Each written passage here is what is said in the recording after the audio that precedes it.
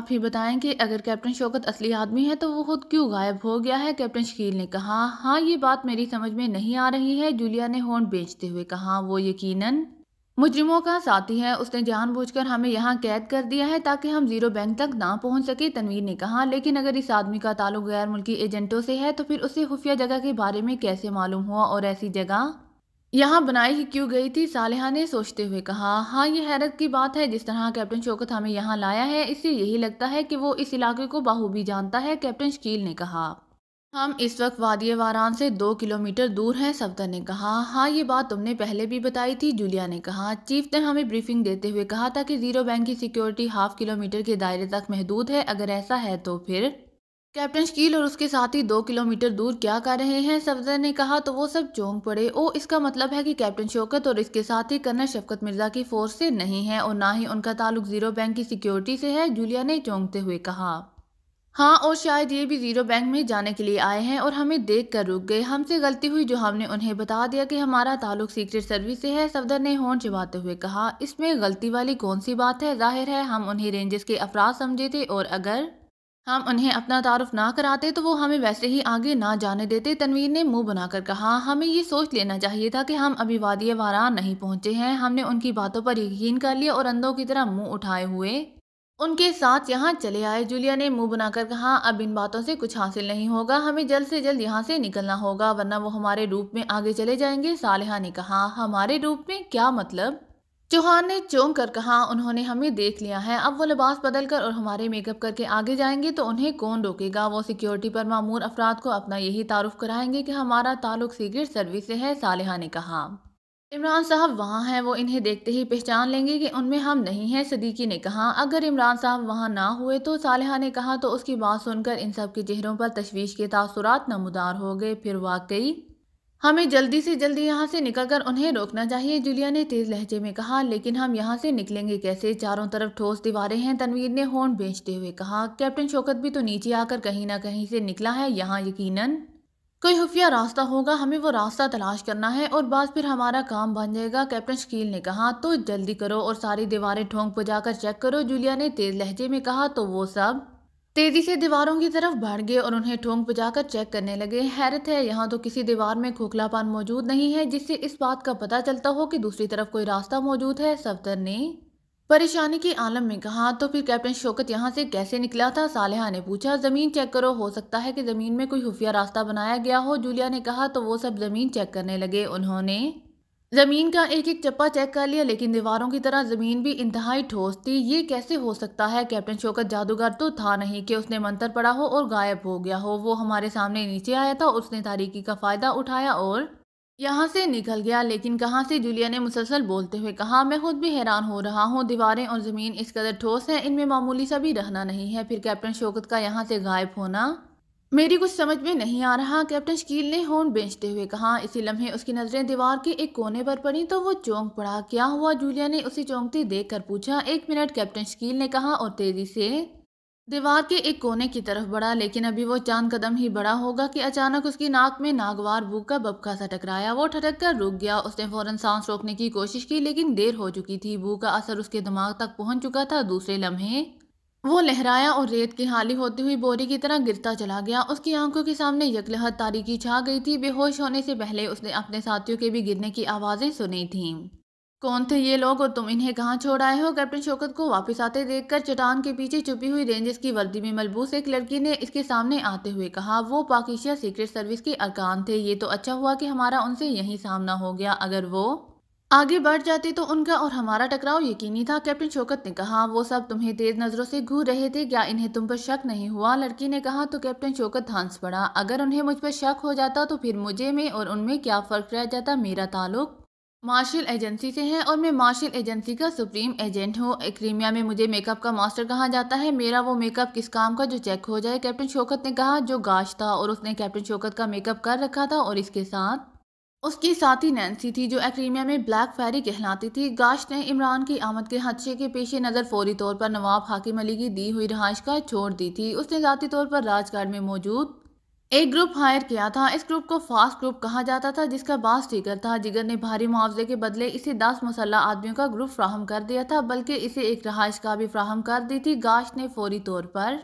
Nancy के साथ जाकर वादी वारान का जायजा लिया था। उसने फोन पर कर्नल शफकत मिर्जा से भी मुतअद्दिद बार राब्ता करने की कोशिश की थी, लेकिन उसका कर्नल शफकत मिर्जा से राब्ता नहीं हुआ था और इसे चूंकि खदशा था कि इमरान अगर नवाब हाकिम अली तक पहुंच सकता है तो फिर उससे कर्नल शफकत मिर्जा को ट्रांस में लेने वाली बात भी नहीं छुप सकेगी और इमरान कर्नल शफकत मिर्जा को मंजर से हटा देगा ताकि गाश इसे दोबारा ट्रांस में ना ले सके। इसलिए गाश ने इस पर कर्नल शफकत मिर्जा की जगह उसके ग्रुप इंचार्ज कैप्टन शौकत को हाथ में लेने का मंसूबा बनाया था। गाश को कैप्टन शौकत के बारे में भी कर्नल शफकत मिर्जा से ही मालूमात मिली थी। उसने जिगर की मदद से कैप्टन शौकत के बारे में तमाम मालूमात हासिल की और फिर उसने कैप्टन शौकत के सेल फोन का नंबर हासिल कर लिया। कैप्टन शौकत इन दिनों छुट्टी पर था और अगले ही रोज वो वादी वारान पहुंचकर अपना चार्ज दोबारा हासिल करने वाला था। उसके साथ 10 अफराद थे जो जीरो बैंक की हिफाजत के लिए उसके दस्ते में खसूसी तौर पर शामिल हुए थे। गाश की इत्तला के मुताबिक कैप्टन शौकत इन 10 अफराद के साथ वादी वारान जा रहा था। गाश ने फौरी तौर पर अपना ग्रुप तैयार किया और उसने वादी वारान में पक्टिंग कर ली ताकि वो कैप्टन शौकत का रास्ता रोक सके। और फिर जैसे ही कैप्टन शौकत अपने 10 साथियों के साथ वादी वारान पहुंचने के लिए इस रास्ते पर आया,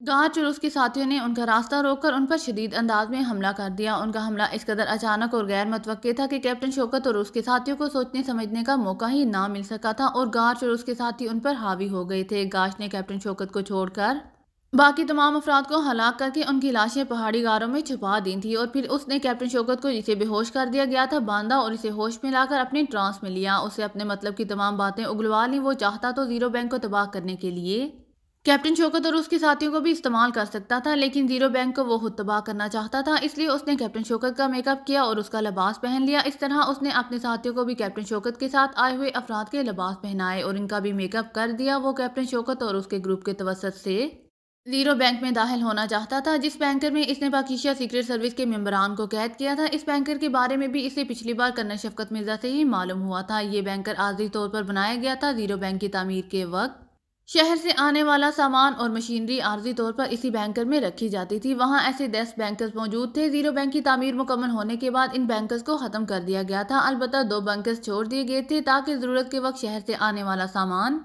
वक्ती तौर पर इन बैंकर्स में रखा जा सके। कर्नल शफकत मिर्जा ने गाश को एक बैंकर का बताया था जिसे बाहर और अंदर से एक खास तकनीक से ओपन और क्लोज किया जा सकता था और जाहिर है ये तकनीक गाश ने मालूम कर ली थी। कैप्टन शौकत की पक्टिंग के लिए उसने अपने मुसल्ला साथियों को इसी बैंकर में छुपाया था और खुद नैन्सी के साथ बाहर की निगरानी कर रहा था। जब कैप्टन शौकत अपने साथियों के हमरा यहाँ पहुंचा तो उसका कौशन मिलते ही इसके मुसल्ला साथी बैंकर से निकल आए और उन्होंने कैप्टन शौकत पर धावा बोल दिया। यही वजह थी कि कैप्टन शौकत और उसके साथियों को संभलने और उनसे बचने का कोई मौका नहीं मिला था। गाश कैप्टन शौकत के मेकअप में जीरो बैंक की तरफ जाने का प्रोग्राम बना ही रहा था कि इसे दूर से ये 2 जीपें आती दिखाई दी। उसने अपने साथियों को छुपा दिया और फिर जैसे ही जीपें आईं उसने इन्हें रोक लिया और जब एक जीप से निकलने वाली एक लड़की ने बताया कि उसका ताल्लुक सीक्रेट सर्विस से है और वो डिप्टी चीफ है, तो गाश ने फौरी तौर पर उन्हें ठिकाने लगाने का प्रोग्राम बना लिया। उसने इन सबको हलाक करने की बजाय इन्हें बैंकर में कैद करने का प्रोग्राम बनाया था और फिर उसने यही किया। वो जूलिया और उसके साथियों को लेकर बैंकर में गया और अंधेरा होते ही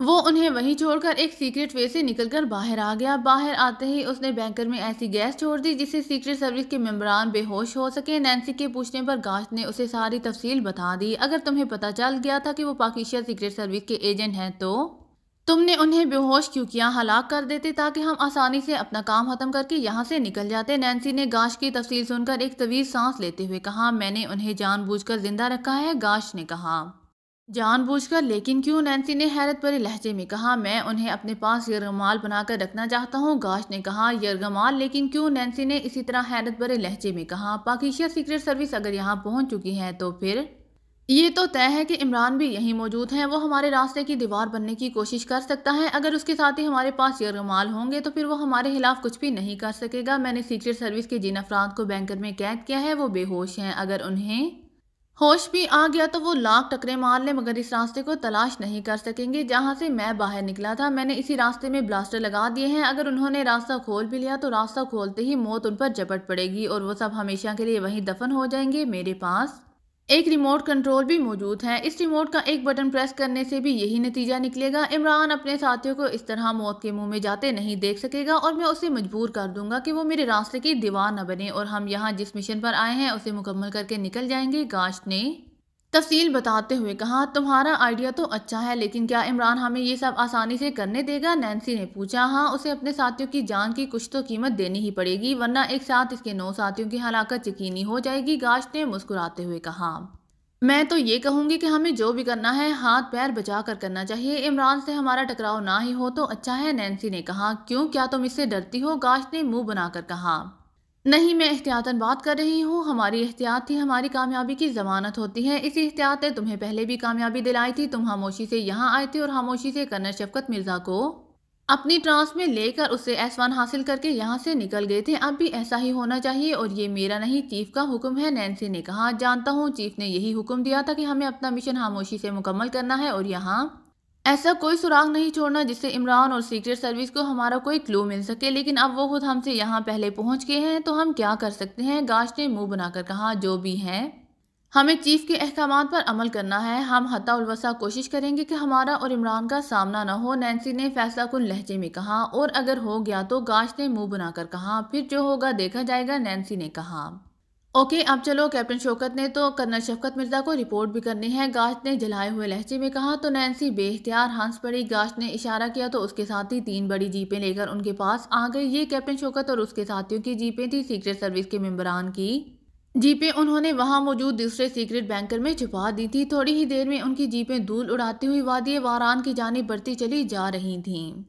इमरान कर्नल शफकत मिर्जा के मेकअप में जीरो बैंक में ही मौजूद था। वो जीरो बैंक के सिक्योरिटी सेक्शन में मौजूद ऑफिस में बैठा हुआ था। उसने फौरी तौर पर कर्नल शफकत मिर्जा की जगह ले ली थी। कर्नल शफकत मिर्जा को उसने शहर में ही रुकने का कहा था और उसकी जगह मेकअप करके वो जीरो बैंक पहुंच गया था। टाइगर ने उसे हैदर के पहुंचने की रिपोर्ट दी थी। उसने हैदर की जुबान खुलवा ली थी और हैदर के बयान के मुताबिक नवाब हाकिम अली के मेहमान गाश और नैन्सी ही थे, और गाश वही आदमी था जो हैप्नाटिज्म का माहिर था। उसने कर्नल शफकत मिर्जा को अपनी ट्रांस में लेकर उसके जरिए जीरो बैंक से S1 निकलवा लिया था। अब वो किस इरादे से आया था, हैदर से इस बात का तो नहीं पता चला, लेकिन जेदे ने जब इमरान को असलहे की तफसील बताई तो उससे इमरान को अंदाजा लगाना मुश्किल ना हुआ था कि गाश और नैन्सी की यहाँ आमद किस मकसद के लिए है। इमरान ने टाइगर को फौरी तौर पर हैदर के मेकअप में राजगार्ड में मौजूद नवाब हाकिम अली के गेस्ट हाउस में भेज दिया था ताकि वो गाश और नैन्सी पर नजर रख सके। टाइगर वहां पहुंचा तो उसे वहां करमदाद की लाश के सिवा कुछ नहीं मिला। गाश और नैन्सी गेस्ट हाउस छोड़कर जा चुके थे। वो लम्हा लम्हा रूप बदलने में माहिर थे। इमरान ने टाइगर को इन्हें राजगार्ड में ढूंढने का हुक्म दिया था और खुद कर्नल शफकत मिर्जा के मेकअप में जीरो बैंक पहुंच गया। इमरान को यकीन था कि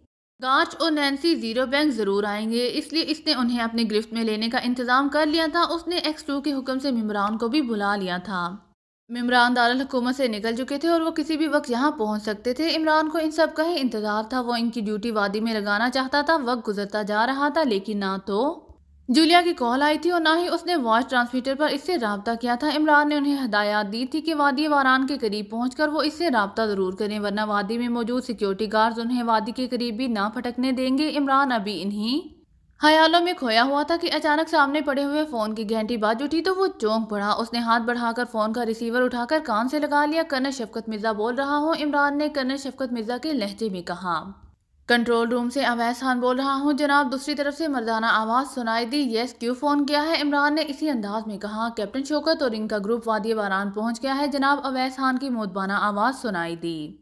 वो सिक्योरिटी सेक्शन में है जनाब, मैंने उनकी चेकिंग कर ली है। तमाम अफराद ओके हैं, इसीलिए मैंने उनके लिए सेक्शन वे ओपन कर दिया था। अवैस खान ने कहा। ठीक है, कैप्टन शौकत से कहो कि वो बाहर जाकर अपनी ड्यूटी संभाल लें। इमरान ने कहा। बेहतर जनाब, अवैस खान ने जवाब दिया। यहाँ स्पेशल एजेंसी के भी चंद अफराद आने वाले थे, वो नहीं आए अभी। इमरान ने पूछा। उसने जानबूझकर सीक्रेट सर्विस का नाम नहीं लिया था। नो सर, कैप्टन शौकत और उनके 10 रुकनी ग्रुप के अलावा तो यहाँ कोई नहीं आया है, अवैस खान ने कहा। कुछ देर कबल मैंने फोन करने की कोशिश की थी तो नंबर नहीं मिल रहा था। क्या सिस्टम में कोई खराबी थी? इमरान ने पूछा।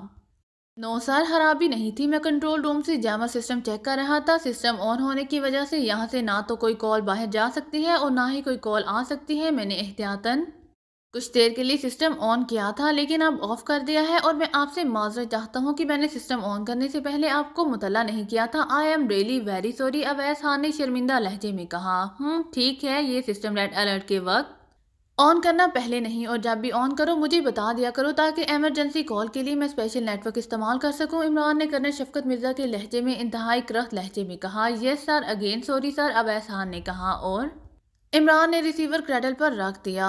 यहाँ जैमाज़ॉन थे। जूलिया या किसी और ने राब्ता करने की कोशिश भी की होगी तो भला उनसे मेरी कैसे बात हो सकती है? इमरान ने सर झटक कर कहा। उसने जेब से सेल फोन निकाला और फिर वो जूलिया के नंबर प्रेस करने लगा। दूसरी तरफ बेल जा रही थी लेकिन जूलिया कॉल रिसीव नहीं कर रही थी। ये जूलिया मेरी कॉल रिसीव क्यों नहीं कर रही? इमरान ने हैरत भरे लहजे में कहा। उसने एक बार फिर जूलिया का नंबर मिलाया लेकिन इस बार भी जूलिया ने इमरान की कॉल रिसीव नहीं की। इमरान ने सफदर और फिर सीक्रेट सर्विस के मेंबरान को बारी बारी कॉल करने की कोशिश की। सबके नंबर ऑन थे लेकिन कोई भी इसकी कॉल रिसीव नहीं कर रहा था। इमरान ने जलाए हुए अंदाज में सेलफोन मेज पर रखा और फिर वो वॉच ट्रांसमीटर पर जूलिया से राब्ता करने की कोशिश करने लगा लेकिन यहाँ भी नतीजा ढाक के 3 पात वाला निकला। लगता है ये सब किसी मुश्किल में फंस गए हैं, इमरान ने बड़बड़ाते हुए कहा। वो चंद लम्हे सोचता रहा, फिर उसने फोन का रिसीवर उठाया और जगह बाद दिगरे 3 बटन प्रेस कर दिए। अवैस खान बोल रहा हूँ। राब्ता मिलते ही कंट्रोल रूम के इंचार्ज अवैस खान की आवाज़ सुनाई दी। कर्नल शफकत मिर्ज़ा बोल रहा हूँ, इमरान ने कर्नल शफकत मिर्ज़ा की आवाज़ में कहा।